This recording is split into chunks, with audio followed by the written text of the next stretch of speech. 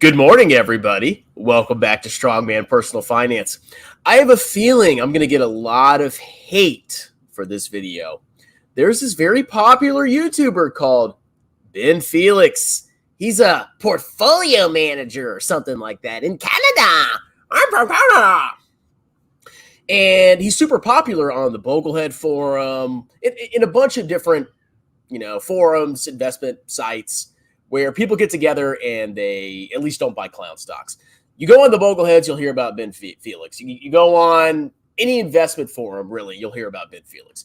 He's got a pretty big YouTube channel. Now, I'm not going to say it's not a grift. He's not a grifter. He's not a scumbag. He's not a degenerate. He's not like a lot of these YouTube clowns. What I specifically want to talk about is his portfolio. He's got a model portfolio. And I'm going to tell you why it's absolute hot trash. Not because there wasn't any academic research that went into it. Not because he's not a smart guy. No. It's because of human behavior. Human behavior is the number one threat to your long-term performance. And even Ben Felix's portfolio with his factors is dangerous. So let's go ahead and investigate this man. Who is this grifter? Well, here he is, Benjamin Felix. He works for PWL Capital. He was born and raised in Vancouver. He's the co-host of the Rational Reminder podcast and the host of a popular YouTube series. Now, if you go to his YouTube channel, here he is right here, 321,000 subscribers, only 106 videos. That's pretty impressive, okay? He's got higher quality videos. If you look at the topics of his videos, and yes, I watch them. He's talked about covered call ETFs. He talks about index funds, international diversification. I highly recommend the channel. I think it's a fantastic channel. I think everything that he says, the vast majority of stuff he says, is absolutely fantastic. But at the end of the day, his portfolio has a very, very, very, very, very big problem. So we're going to go ahead and see what Ben Felix's portfolio is all about. So I pulled up this article here, right? Ben Felix believes there is a trade-off between simplicity and optimization in index investing. I fervently disagree with that. Simplicity is king. It is the king of index investing. Optimization, that word right there, is the fatal flaw.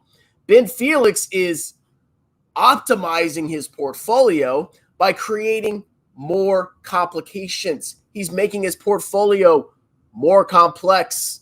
And what happens when you have complexity? You get tempted to tinker. Let's keep reading. By using the data from the Fama-French 5-factor model, the portfolio aims to improve expected returns by diversifying across not just geographic regions, but also risk factors. This approach offers a globally diversified index exposure while also making small adjustments to increase exposure to the factors. Look, you either index or you don't. You either own the whole world at market cap weights or you have some kind of active management, okay? That's the trade-off right there. He's less active, obviously, than the vast majority of people by leaps and bounds. But if you are tilting and doing factor investing and this and that, you have an active portfolio, and you're probably doing that based on historic performance. When my belief that you cannot predict the future is the king, okay? Because you can't. Nobody can. That's why you hold a global index of market cap weights. But his portfolio sounds like mine, right? Globally diversified index. That's basically VT, isn't it? Well, let's go down and read a little bit more. So here's some of the benefits of his portfolio. Diversification. You get diversification across different asset classes. I hate these advertisements. It's so annoying. Sectors, geographies, and market caps. Sounds like VT, right? You get everything. You get China, you get Japan, you get Europe, you get United States. Yes, there's U.S. stocks in VT. You get India, you get this, you get everything in VT, okay? And the larger the company, the more representation that company has in VT. Why is that? Well, it's based on the efficient market hypothesis where basically all known information is priced into stocks. It basically assumes that stocks generally, or at all times, I mean, if you're a purist, trade at fair value. Now, some stocks obviously don't. Sometimes there's bubbles, sometimes there's not. But if you look across the breadth of the stock market, I would say on average, most stocks are probably trading around their fair values. I think most stocks, except for some notable exceptions, are probably fairly priced. That's why you buy it at market cap weights, okay? Because the wisdom of the market has already determined the price for you, and you're just along for the ride. So let's keep reading. But diversification, 100% agree with that. Go all in Tesla. Yeah, you're a moron. So the portfolio is diversified. Agree with that. Data-driven. The portfolio is based on academic research and data analysis, providing investors with a well-researched and evidence-based investment strategy. The portfolio are back-tested. Back-tested. Past performance. You ever hear about that? Past performance doesn't dictate future performance. Factor-based investing. Here's why I really don't like this portfolio. The model portfolio employs factor-based investing, which is based on the idea that certain characteristics, such as size and value, are associated historically with higher returns. So when you hear about factor investing, basically the market gets divided into different chunks. Like, oh, there's large caps and mid caps and small caps, and there's growth stocks and there's value stocks. And we're going to find the different factors that, if you combine them together, give you the highest expected returns into the future. Well, guess what? A lot of those small cap value investors have underperformed, at least in the last 5 years. And that's where the danger lies, okay? And we'll address that, don't worry. Global exposure, I agree with that. Robustness, okay? Low cost and low maintenance. So I agree with the vast majority of this stuff, okay? Here is where the portfolio is absolute hot trash. So we're going to look at his American portfolio. So you look at it, and it says for the U.S. and international investors, the portfolio can, for example, be as follows. I'm not saying this is like his portfolio. This is what I do, 100%, no deviations. But there's a big problem with it. 30% is invested in the U.S. stock market. Okay, cool. VTI, great ETF. Not as good as VT, but pretty good. 45% invested in developed international markets. VEA, okay. 10% in U.S. small cap value. 5% in international small cap, and 10% in emerging markets. So basically, it looks like he's underweighting the United States. Okay, so he's underweighting the United States. And on top of that, he's overweighting small stocks. So large cap U.S. stocks have been significantly underweighted. Then we have, it looks like, a pretty fair rating, probably a little bit overweighting, of international developed markets, and basically a rough equivalent to the global market cap for emerging markets. So basically he's overweighted, it looks like, small cap value and developed markets internationally. And the problem I have, look how many ETFs are in this portfolio. Now you may be like, strong man, come on. It's only 5 ETFs. What's the problem, man? Just chill out a little bit. No. 1 investment, maybe 2 if you get older and you need bonds. Simplicity is king. You want to know why? Let me show you something, okay? This is the performance of the Vanguard Total Stock Market Fund versus VIOV, the small cap value fund that Ben Felix is all about. Now you'd be like, oh, strong man, past performance. Listen to this. Look at how much VTI has outperformed VIOV. In the past 5 years, VTI is up 55.7%, and VIOV is only up 18%. Now, what does the average retail clown do? What does the average person do? They look at past performance and they say, well, whatever went up a lot is better. Look how many gains I missed from this investing in this VIOV thing, this small cap value thing. I think I'm going to sell VIOV and buy more VTI. I 100% guarantee you, the vast majority of the time, most people that try this factor investing stuff, oh, I'm going to small cap value, it's got higher expected returns in academic research, and blah, blah, blah, blah, blah. They look at a chart, let's say they held it for 5 years, and they say, this sucks. I've massively underperformed VTI. And they're going to underweight or sell VIOV, and they're going to put it into the highest performing asset. I 100% guarantee you that's what people are going to do. It's all about behavior. You know what prevents you from reallocating? Having one ETF. That's right. I don't even think about my portfolio. And people may say, oh, that's boring and stupid. I don't tinker with my portfolio. I don't touch it. I don't underweight stuff that's underperformed, and I don't overweight stuff that's overperformed because it literally trades at market cap weights. I don't have to do any tinkering, and I'm not tempted to do any tinkering. Most people, 5 years, that's a decent amount of time, right? In a lifespan, it's a decent amount of time. Most people will reallocate. They will be tempted to modify their portfolio. And the whole fundamental reasoning behind this portfolio is that you hold stuff at the percentages that he has in there because over the long run, it's expected to outperform. Most people, 95%, don't have the patience to do that. And that is the fundamental flaw in this portfolio. People will underweight stuff that's not done well. They'll sell VEA. They'll sell VIOV.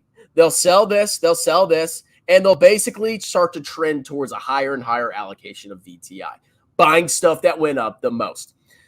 VT or a target retirement fund, one investment prevents all of that from happening.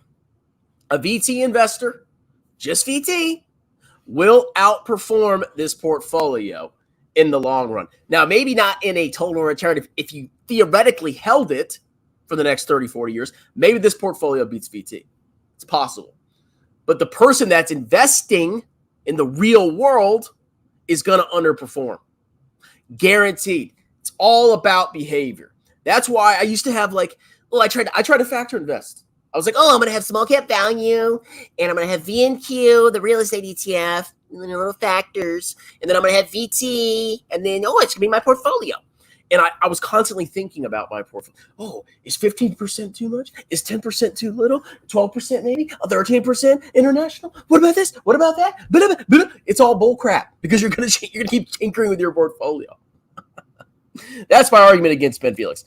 Smart guy, works in an industry that I don't like, but great. I highly recommend you subscribe. I don't know, why am I not subscribed?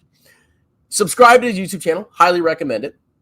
There's a lot of good stuff on there. He dispels a lot of myths, especially this one. Dividends. And his portfolio, I wouldn't say it's a horrible portfolio, but I think an investor that chooses VT versus this will outperform because they will be less likely to tinker. Okay? Let's do some comments. I do factor investing, bro. I guarantee you in 5 years, your portfolio will be totally different. Good morning, sir. Good morning. Morning portfolio roast. Yes, sir. Strong man, my dong man. I love a good rant from Strong Man. I do too. Are you ready for the China pump? Oh, I'm ready, baby. Chinese stocks, straight vertical lines, up to the moon. I love it, baby. Any day now. Keep buying the dip. You're predicting the future by investing in VT. Basically, you're predicting VT will go up. I don't know if VT is going to go up, but what's my alternative? Cash? Real estate? What's my alternative? VT might not. I might be wrong. It might be flat or go down. 100% possible. But what's the alternative? I don't know. Strongman Personal Finance. When are you going to buy the Tom Nash? I'm not buying his course. Have you started investing into Walmart? I actually had Walmart stock like a couple $100 in it like 2 years ago. And I was like, why don't I just put this in VT? And I sold it. We laugh.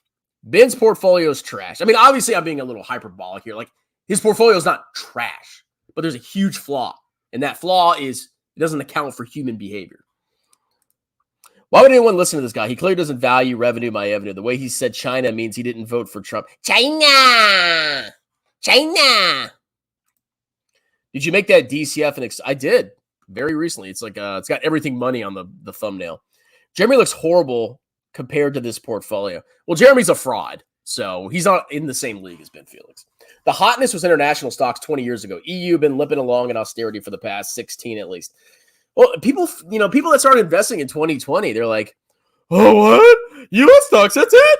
Nothing else could possibly be hot and popular. It's impossible. U.S. stocks forever. Yeah, we'll see. Run a 20-year DCF on VT, though. I actually could. You actually can. Because you could do a, there's actually published information about earnings per share. Like, you can look at the S&P 500's EPS for the past X many decades, right? And then you could, like, grow the EPS at, you could grow the EPS at whatever rate you want, discount it, and then find a buy point to get a certain return for the S&P 500. You could theoretically run a DCF or VT. I might actually do that as a joke. People probably take me serious, though. How do you know the U.S. International go in cycles without looking back at past performance? And how do you know the cycle is going to repeat? Isn't that what you're... If I believed in cycles, I would be 100% international. Historically, yes, it's happened. Maybe this time it's different. This is not hard, guys. If I believed in cycles, I would be 100% international. Am I 100% international? No, I am not. I am 40% international and 60% US, which is roughly the global market cap weighting. That's it. You're agnostic. You're not making a bet. Yeah, historically. And you know what? Personally, I feel international will outperform in the next 10 years. Personally. But I could be wrong. I could be 100% wrong. Okay? That's why VT is not market timing. It's not timing cycles. It's owning the world at market cap weights and being agnostic. It's letting the world figure out the future value of stocks. Okay? I'm trying to explain this to you people. To give Ben the credit, he says in interviews, well, people don't need this tilt. They should only be set it and forget it. Exactly. I want to factor investing into the Lefebvre index. Have you? Oh, God. You know, honestly, yeah, you should tilt Lefebvre. That'd be a good one right there. Have you ever thought of bought BlackRock Total World Index Fund? No. Does that even exist? No, I've just bought VT.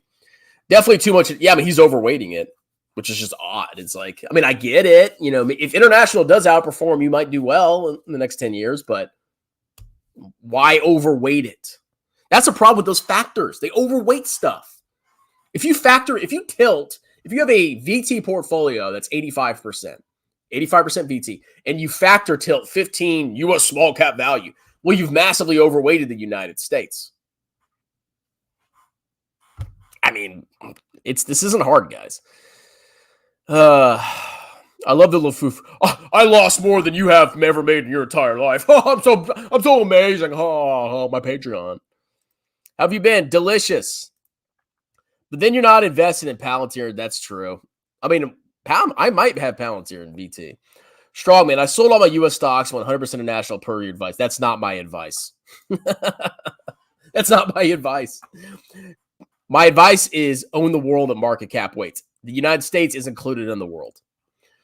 To be fair, market cap weighting has some momentum built in. Yeah, but I mean, I think on average, most stocks are fairly priced. Okay. I mean, people are like, oh, look at this one example where stocks weren't fairly valued. It's like, okay, well, what about the 1,000 other examples where they were fairly valued? I think most stocks are fairly valued. Another VT pump video. Keep track of Shada, boy. What do you think of fine wine? I think it's greater full theory. I don't invest in that kind of stuff. When you look at the 10-year VT chart, why are there so many huge drops? It's better to wait for a drop to buy more. It's not better. I mean, over time, you're betting that the world economy, that corporate earnings are going to be much higher in the future. That's what you're betting. You're betting that the world's going to be more productive. There's going to be higher corporate profits, et cetera, et cetera. That's the point of VT. It doesn't matter if you buy it now or tomorrow or 20 days or the next market dip.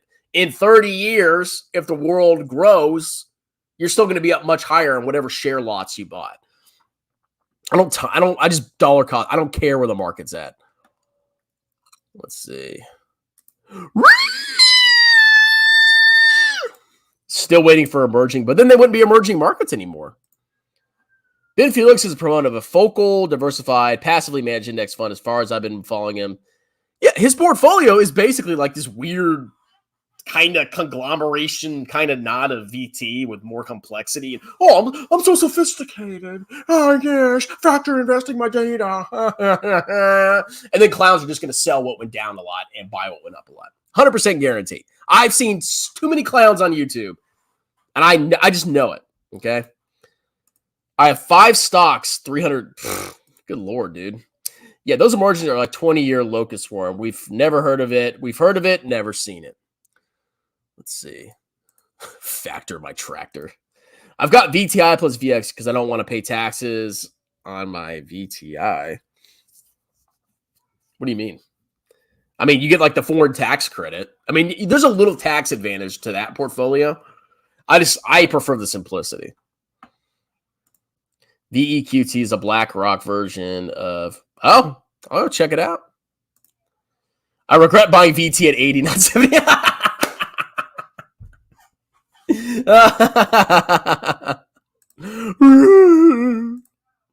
Would you take a bank term deposit that pays paid every 3 months with a 6% income tax rate, make $100, tax $6?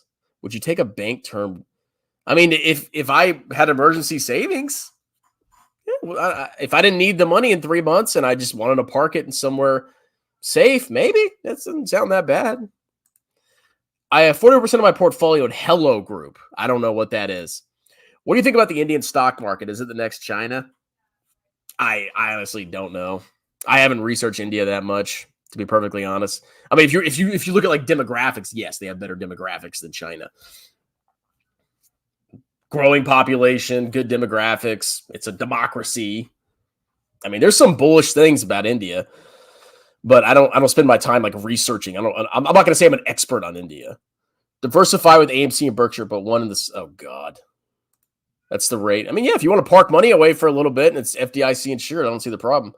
Capital gains taxes are double taxation. You should do a video on the grift of the progressive tax system. Hey, man. God bless the semi-socialist state. Urith is a BlackRock version of VT. Maybe I'll switch. I'll start shilling Urith. Do you look at individual stocks ever, even if they're the yield is irrelevant? And actually, when I see a high yield, that's scary to me. High yields, that's like a warning sign. When you see a high yielding stock, be careful. I'm not saying it's trash, but either the stock has plummeted massively or they're paying an unsustainable yield. Or you're not going to see much share price appreciation. Bank term deposits have very high. Yeah. Oh, yeah, dude. I got a money market fund. Woo, baby. I get like $70 a month. It's where my savings are at. It's like, hey, $70 a month. Whatever. I'll take it. I love this market. My savings get high rates, which I'm going to save it anyway, so I might as well get high rates. And then my investments are cheaper because interest rates, people are scared, so I can scoop up VT cheaper. India has too many capital controls to be an attractive stock market. Yeah, I don't really know that much about India. Is it real rabble today or next Saturday? Does the Roth 401k have management fee? I know it has expense ratio. Okay, well, the 401k, it's like whatever company manages it might charge a fee. But the individual funds will have expense ratios, yes. Do you still do paid videos? Yes. Look at the comments in all my videos. I pin it sometimes. You send me $50, I will make you a personalized video. But it cannot be like specific financial advice. Like, should I buy this house or this house? Should I buy this stock or this stock? Strong me. I'm not going to do that. China markets are a joke too, but EM managers like kissing the CCP. I don't know. I mean, I don't think the China thing's over. People think it's over because the stocks went down. I don't believe China's finished. I don't believe it's over. You could see the amount of butt kissing. All the American CEOs were flying to China, kissing CCP ring, kissing their butts. We're more interlinked with China than you people think. Okay, way more interlinked with China. They're just going to take all our stocks and the economy's going to zero and just buy U.S. stocks. They only go up in straight vertical lines, bro. Any yield over 3.5 makes me nervous, except banks. Yeah, yields are a warning sign. Grifters everywhere. Why do you think international is going to outperform in the future? Well, number one, I think U.S. stocks have had a massive run. I think what's going on, this is what I think about U.S. stocks. I think they have inflated valuations because they have done so well that the market is overly optimistic. Look at investor behavior. What do? They buy stuff that goes up a lot. What happens when everybody's buying stuff that goes up a lot? It goes up even more, and it builds kind of a feedback loop where it's like, oh, it went up. You should buy that. Oh, keep buying that. It went up more.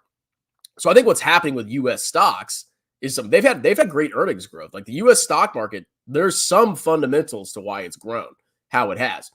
But I think there is some excess optimism baked into U.S. stocks. Whereas I think there's pessimism and, pessimism and people are like, oh, international, ew. Like that generally leads to relative over or undervaluation, in my opinion. That's what I think. I can't necessarily, I guess I could prove it with data. But I think over time, something is eventually going to pop that euphoria. Maybe corporate earnings in the U.S. don't continue to grow at 10% compounded or 12% compounded every year into the future like people are assuming. And when that happens, people are going to lose their enthusiasm for U.S. stocks, in my opinion. It could be anything, really. It could be anything that triggers people reallocating from the U.S. to international. And then all of a sudden, you see U.S. stocks go down, international go up. It's entirely possible. You don't know. That's what I'm saying. But there could be a lot of reasons that U.S. stocks underperform. At what age are you planning to convert your portfolio from VT to bonds to minimize the risk? I don't know, man. I'm honestly like, crap. I don't even know. Maybe in my 40s, starting in my 40s. Something like that. My 401k is self-managed. Only fees are when you close. Let's see. I work at a real bank. 6 years. I just mean that capital is subservient to the government, so I don't trust Chinese companies to maximize shareholder value. But what I think is going on with China, if you ask anybody about Chinese stocks, what do they say? Trash, garbage, don't trust them. China's going to zero, it's garbage. That's maximum pessimism. That's maximum pessimism. What does pessimism lead to? Undervaluation. What does optimism lead to? Excess optimism, overvaluation. That's what I see with China. I don't see Chinese stocks being fairly valued simply because of the massive pessimism and propaganda that most people hear about China. Every time you type in Chinese stocks, you hear nothing but negativity. Nothing but negativity. That's what I think leads to overvaluation or undervaluation. Let's see. BYD tripled their earnings while Tesla got its bust. BYDs just can't stop winning. Oh, but U.S. is perfect and amazing, and China's just bad. They're not innovative. Oh. What's happening is people they look at U.S. stocks and they build a narrative about why they've outperformed, and they project that narrative into the future. So we're looking at past performance to determine future performance. I'm not. If I believe that, I would buy international 100%. I have owned the world at market cap weights because I could be wrong. I personally believe international will outperform, but I could be wrong. That's why I have VT. It has U.S. stocks in it. From what I hear, China's suffering lots of unemployment. Hopefully it will get better eventually. Yeah, they have issues. No country's perfect, but I think the issue is there's too much pessimism baked into it. That's where I think future returns will come from. When things start getting better. Oh, maybe China isn't going to zero. Oh, wow, their economy is starting to recover. Oh, my God, maybe things aren't as bad as we thought. And then the stocks will probably go up. Because trust me, if Baba's earnings and profit margin started to expand and go up faster, trust me, the stock would go up. People are never going to buy Chinese stocks again. Okay. China, yeah, okay. Here's the stupidest thing I ever hear. China lies on their numbers. Let's think about this. China GDP just missed. If you're lying about your numbers, why would you say you missed GDP estimates? Look at Alibaba stock. Look at the margin compression. Margins are going down. Revenue is garbage. They had not that great metrics. If they were lying, why would they show bad metrics? It makes no sense. This is the reason I think these stocks are undervalued. They're liars. They're all scum. It's going to zero. My demographic, my population pyramid, everything about China's negative. That's why I think there's probably undervaluation. I only have Chinese stocks. Yes, that's bad. That's bad. I would diversify outside of China.